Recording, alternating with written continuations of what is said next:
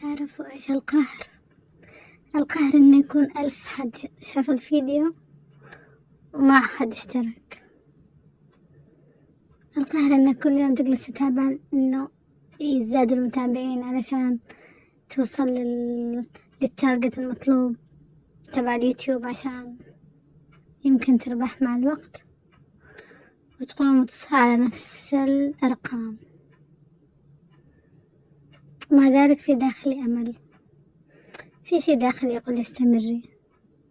صحيح أنا مش مثل الناس اللي يقدموا محتويات ضخمة، أنا مش مثل اللي عندهم إبداع بالإنتاج وبالمونتاج أنا ما أعرفش خالص بالمونتاج، بس أحس إن عندي شي أقدمه مختلف.